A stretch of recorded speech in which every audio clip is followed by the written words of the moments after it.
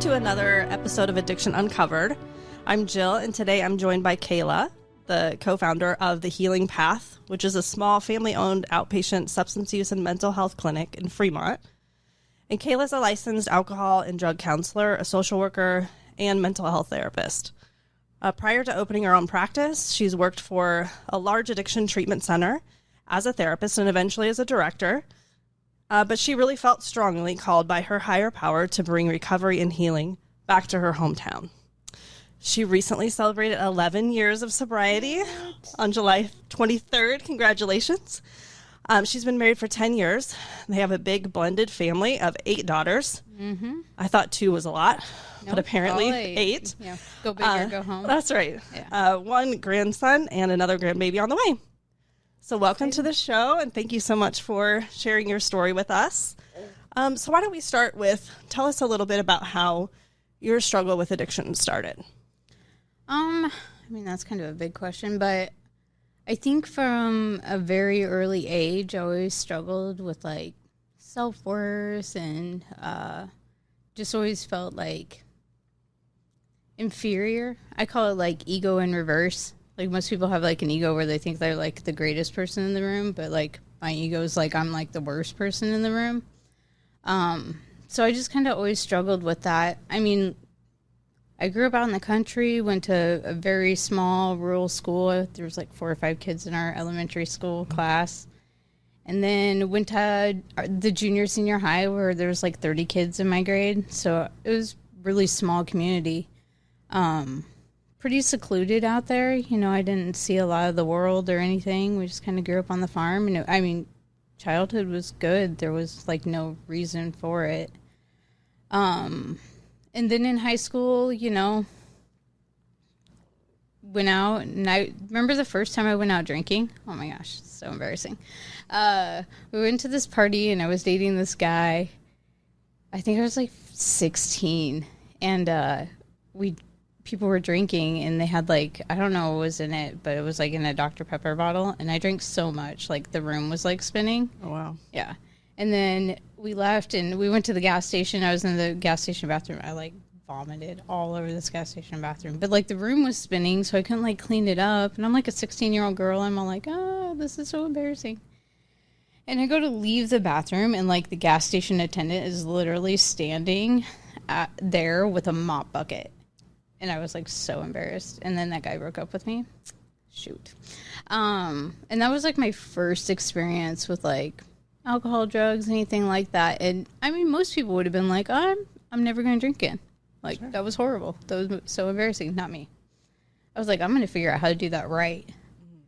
So, you know, like any good alcoholic, I figured it out. I think that, you know, like, going to parties and being parts of that atmosphere made me feel like I belonged, or like people liked me, maybe. I don't know. And then, you know, that progressed into smoking weed and, you know, that lifestyle, and that kind of went on for a long time, and eventually it moved into harder drugs and different crowds of people where I felt like I was really cool.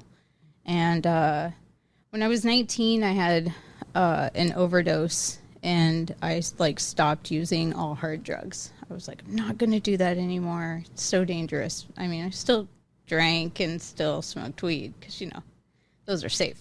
Those aren't considered hard drugs in most people's eyes, right? In my world, they were safe. So for 8 years, I didn't use, like, any hard stuff. Life, I was fairly functioning, but, like, I mean, I had so many embarrassing incidents and just all sorts of, like, everybody knew that Kayla smoked weed, and, like, I was very, like, I'm going to smoke weed forever, man. And, I mean, I was known for being at bars and, you know, having a good time. And I had my first kid when I was 20, the light of my life. I wanted nothing more than to be a good mother. That was all I wanted. I had my second daughter 4 years after that, and I think I was probably in my late 20s when I started using meth again, and it, like, took over so fast. like just took over everything. I had I'd done pretty well for myself. I was pretty successful. I was managing a restaurant, and I had bought a house, and I was doing really well, you know, raising my girls and all this stuff. And then once the meth came in, like, just everything slowly started slipping away. Didn't have the job anymore. The house got foreclosed on, you know, and it just, one by one, everything started to slowly slip away. By the end of it, I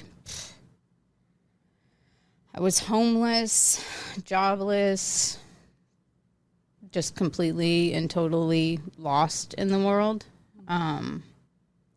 Started getting arrested often, going to treatment, getting arrested, that kind of stuff. And that was it just kind of cycled from there. And I would try to quit for a while, but not be able to. Like when I tell my story, I always tell people, like, it took me 4 years to get sober. And that was really, like, what happened. It was always just kind of, you know, a desire to fit in, and then it took a hold. Mm-hmm. When you were sober for how long from meth? What was the time period that you were sober?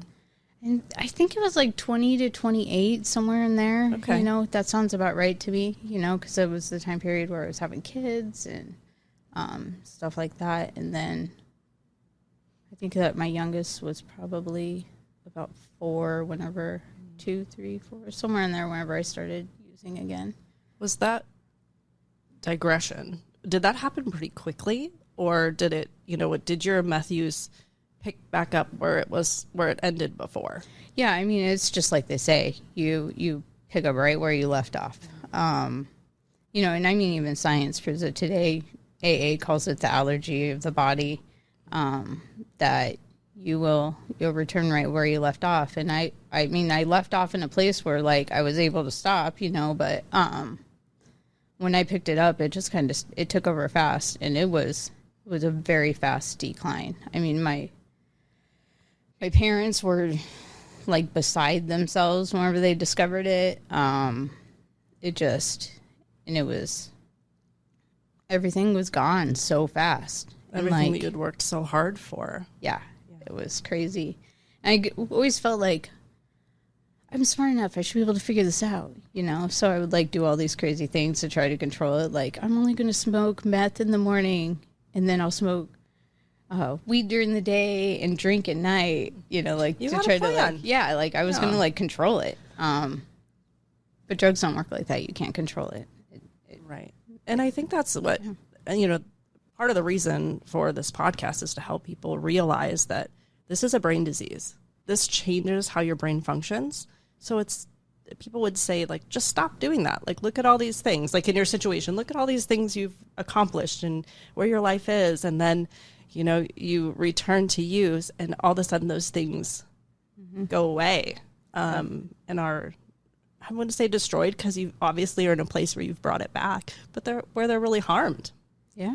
And it's not a matter of just making the choice necessarily. At least for you, it definitely wasn't just okay, I'll just not do this, because you did try to moderate it as best as you could, right? But it's not a reality. I always had lots of rules. You know, everybody was like, Kayla's got lots of rules. But eventually you start breaking your own rules. Yeah. So you were using meth again for quite some time. You were in a really dark place, it sounds like. What was the turning point for you, and how did you get sober? Throughout this period of time, I didn't, like, have a faith. I didn't believe in anything bigger than me. Just kind of thought, you know, the world was a terrible place, and terrible things happen. And I was an angry girl.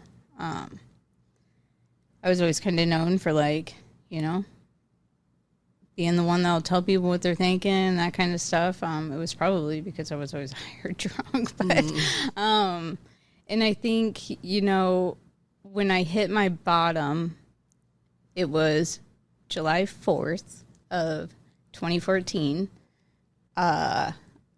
I had been arrested a few times, and, you know, I had had a lot of police involvement and been in courtrooms a lot. But on that day, I had found, like, one of those informant cell phones. They were, like, flip phones back in the day. And it had, like, details of my comings and goings. So I knew that I was about to be in trouble. Like, Kayla's going here, and she's doing this and that. And so I knew for a fact that I was going to be in trouble, like, something was coming down. And so that day,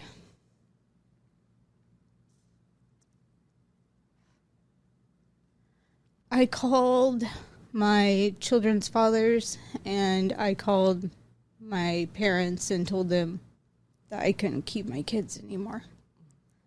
That I wasn't I couldn't be a good enough mom for them, and that I was putting them in danger and in harm's way. And so they took them, thank God. And then July 24th of 2014, what happened to be my sobriety date, they came. I got raided and I was arrested. I actually got somebody else's house raided, which is like a trick. I mean, you got to be in a pretty bad place that you don't even have your own home, but you managed to get somebody's place raided. Oh, it's pretty interesting, right? Yeah. Don't suggest that. Don't go there. And so when they came in, like, I mean, there's that initial like, you know, because they don't come in kindly, you know. It's scary. It's pretty forceful. Assume. Yeah. But whenever like they had handcuffed me and they sat me on the couch, I was like, thank God. It's over. Between the day where I asked everybody to take my kids and July 23rd, I prayed. I prayed for the first time probably since I was a little kid. And I said, I don't even know if you're real. I don't even know if you're up there, but if you are, I need out. I can't live like this. I was like so broken. All I ever wanted to be was a good mom. Like, that was all I ever wanted to be. And I wasn't it. That wasn't what I was being. And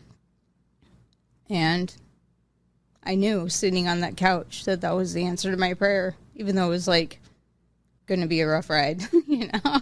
And then I went to jail. And in a previous time that I had been arrested, I did like 8 months in this itty bitty teeny tiny county jail. There was like 3 cells because they were like trying to separate me from some other people. So they put me in this little tiny county jail, and it was like segregation. It was like isolation. And I was there for a really long time.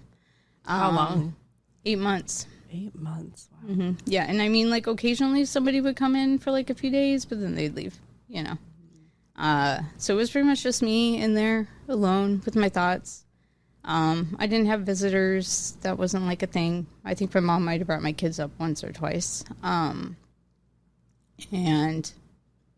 I didn't like have people that I could call. I had like 1 or 2 people that I would talk to, but I mean, I mostly just wanted out of there. They didn't really want to hear that because it wasn't realistic to bond me out.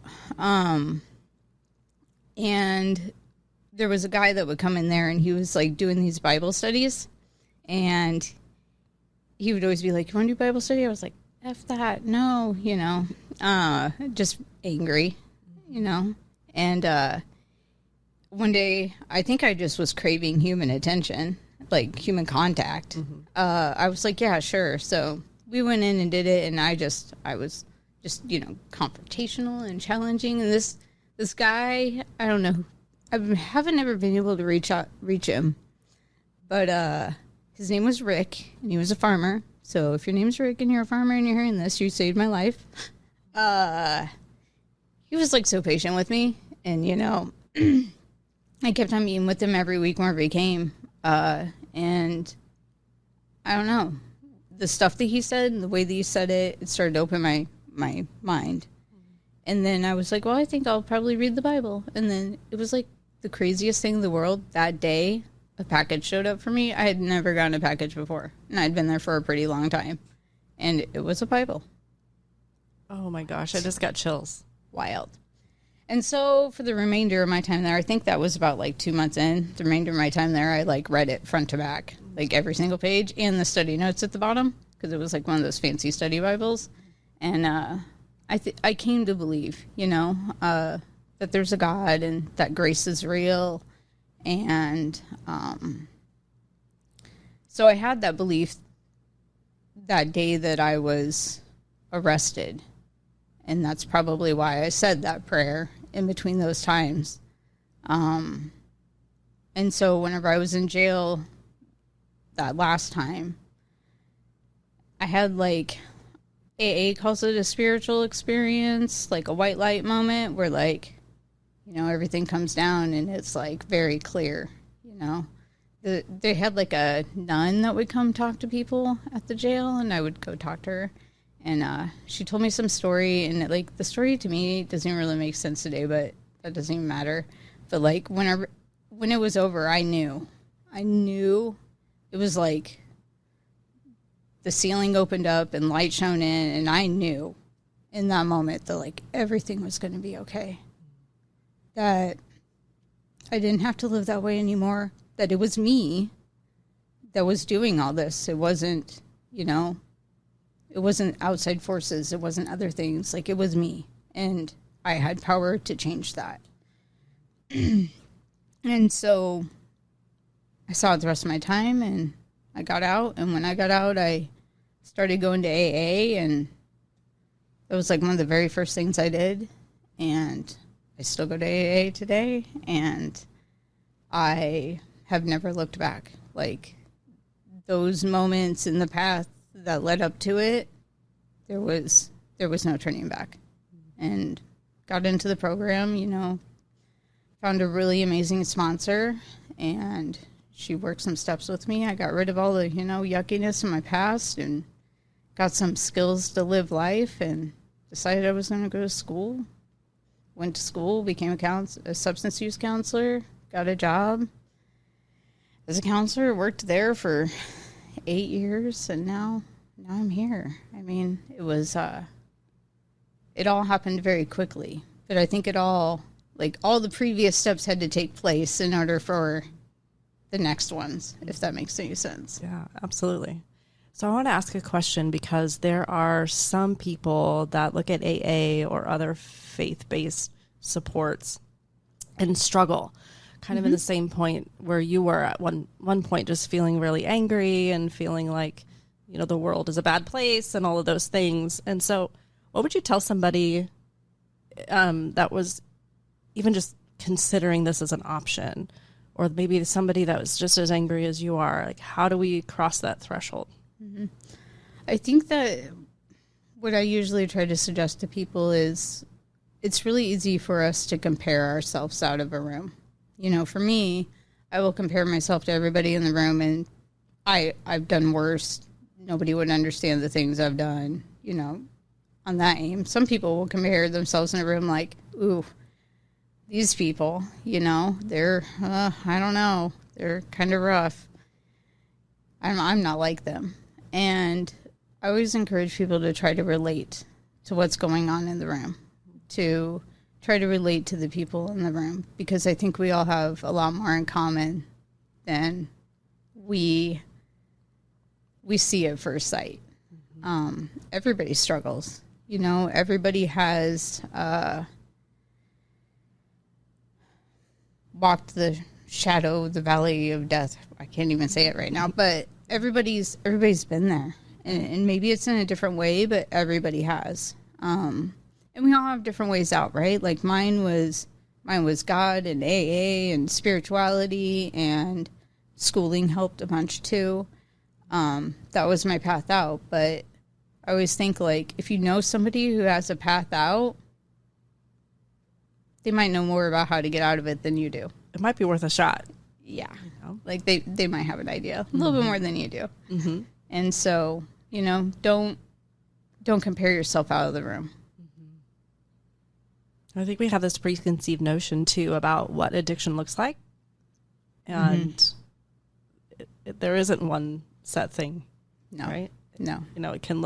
It can come across in people that are appear to be very successful, very happy, very social, all these things. It can look homeless. It can look in distress. It can look in all different ways. And so I think we have a tendency to look around and say, how, like you said, how do I compare with that? Yeah. And will these people relate to me? Is this the best route for me? Yeah. I always tell people that I've worked with every type of person. I've worked with, doctors and lawyers and pilots. And I've also worked with people who are currently living in the homeless shelter and don't have a job. I've worked with every place in between. Addiction doesn't discriminate. It's one of the very few things in this world that doesn't care. Like, it doesn't care where you come from. And it doesn't care where you've been either. So we covered the hard times. We've covered the start of your journey to recovery. Tell us now, like, what does life look like now for you?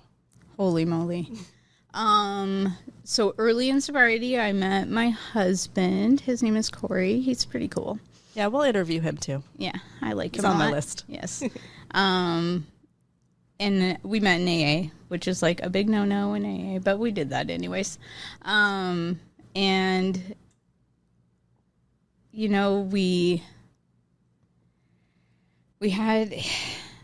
hit it off and we got along. I was actually supposed to be going to prison. I had applied for drug court and I was denied drug court. And then I had applied or done like the PSI for probation, and they said that I wasn't a candidate for probation either. So according to my lawyer, I was, going to go to prison. So when I met Corey, that was kind of like, where I was supposed to be going. And then, I kept praying, like, if this is whatever your will is for me, God, I'm going to go, I'm going to do it.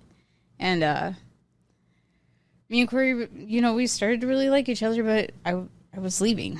I was living in this itty bitty teeny tiny apartment. I had like one of those egg foam mattresses on the floor with some TVs, My kids were with me most of the time. And they had, their own little mattresses in their room, but we were living very, very simply. Doing the best you could. Yeah, but I wanted to spend as much time with them as I could before I had to leave.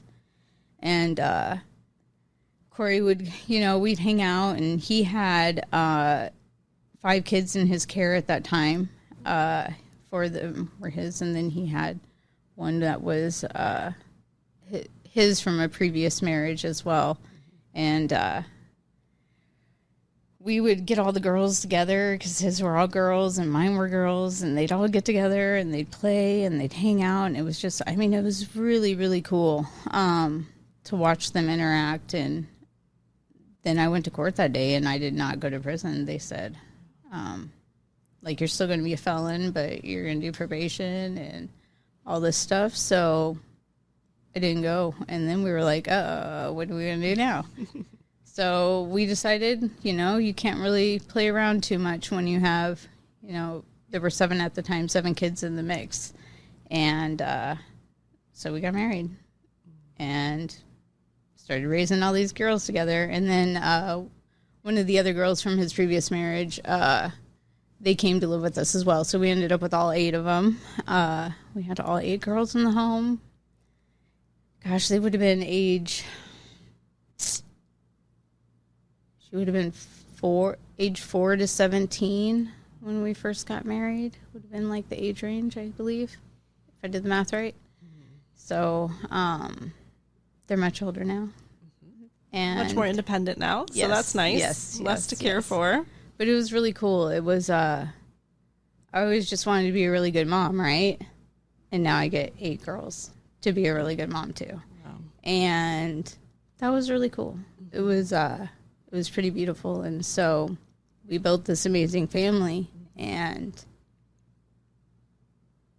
it was all like God-given. I don't even know. Yeah. Really, really cool. Yeah. Well, and you mentioned having a relationship early in recovery does not always work. Not always. Why do you think that it worked for you and Corey? Very early on, we based our relationship on, we're going to work a program. He works a different kind of program than I work. I work my kind of program, but we're both going to work a program. We relied on God very heavily, especially in the blending of the family. There were a lot of early teen, preteen, and kids. Girl, yeah. And blending a family can be difficult, especially if they're all girls. Because, curling irons, that's definitely something you should fight over. Absolutely. And so we prayed a lot. We did a lot of praying. A lot of praying together very, very early on in our relationship. And I think that gave us a really solid foundation, that our relationship's going to be based on that belief that we can do this with God's help. Mm-hmm. And, it's been beautiful, honestly. Yeah. What advice would you give someone who is... who's considering changing their drug use or changing their alcohol use, and maybe not even necessarily looking at full sobriety, but looking at maybe I should consider my relationship with drugs or alcohol and make a change? What would you tell people in that position? Yeah, I always think if, drugs and alcohol are causing problems in your life and you're continuing to use them despite knowing that they're causing problems, quitting is probably a pretty good idea, because if it was anything else in this world, we would not allow it. We wouldn't allow anything else to come between our jobs or our children or our relationships or, those things. But we seem to let alcohol or drugs do that. And so, yeah, absolutely. I think on this side of it, I would never go back. There's just no way. It's so much better over here. Mm-hmm. And I remember thinking it was impossible. What would life look like? But I don't miss it. Yeah. Not one bit. Remember initially I thought, well, what would I do then? Because I feel like that was what I was doing. Yeah, that's all you do. So I'm going to go out with friends and what are we going to do? I didn't understand what to do with all this time that I had. Yeah. And guess what? You do a lot of the same things. Yeah. You just do it without a drink. Yeah. That's it. Or you do even more cooler things, too, because you have more money because you're not spending Right. Oh, yeah. We haven't even talked about the money piece of it. Yes. Drugs and alcohol are expensive. They are expensive, yes. Yeah. Very true. Very true. Yeah. So let's talk about your program that you have. You've opened a clinic in the Fremont area. Tell us what led to that and what you offer there. Yeah. So after I'd gotten out of school with my drug and alcohol license, I had started working at a treatment center and was a counselor there for a very long time. Then I went back to school and got my mental health license. And in that time, I had been promoted to the director. And we were lucky to be a part of that together. Yes, so Kayla and I have walked this journey together in a lot of ways. So I feel really blessed to have worked alongside you and to see you move into a position that was well-deserved and so qualified for you. Yeah, it was a really amazing experience, honestly. Working for that organization taught me so much. And it was hard to leave there. It really, really was. Because it felt like home, but I also really believe that if God points me in a direction, that's the direction I should go. And so I felt like it was time, it was time. I knew what I needed to do. I knew the steps. I knew how to do it. The only thing that was left was the leap of faith. And so I took it, and it's really, really cool. We run an IOP program Monday, Wednesday, and Friday from 6 to 9 p.m. And it is just the coolest thing ever to see people change and to watch them grow and get to know them. And it's really beautiful, and it's it's not always like the big giant changes, you know. Sometimes it's the littler ones, you know, that you're like, ah, yes, I will take that, you know. I'm always all about taking the wins where I can get them, and I'm like, yes, that is a win, you know. The first time that like somebody who hasn't stood up for themselves in years like sets a boundary, that's like. I know as therapists we get so weird about that stuff, but it's such thank you. Yes, thank you. It's so powerful because they're like taking their power back. Or the first time that somebody says no, or you know, they choose some different path than they would have chose previously. It's really good. Or they even like the times that they learn something about themselves. They're like, oh my gosh, I never knew that about me, and now I'm looking at it. And now they have the choice to change it because now they see it. And those moments are really cool. So we do the IOP. We do individual therapy for mental health and substance use. There's a level 1 group for substance use, like an aftercare group. And we'll be starting a DBT skills group on September 2nd. And yeah. And those are in person, correct? Mm-hmm. Yes. Yep.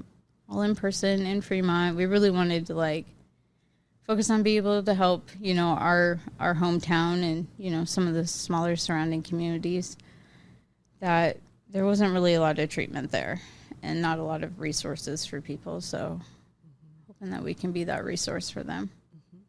That's amazing. Wonderful. Well, thank you so much for taking time to talk today, learning about what program you have out there in Fremont for that community. It's amazing to hear that, and also sharing your story.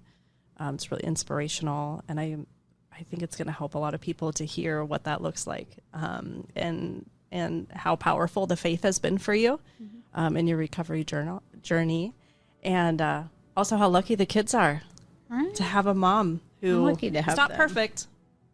We don't know. Some days I have no idea what I'm doing.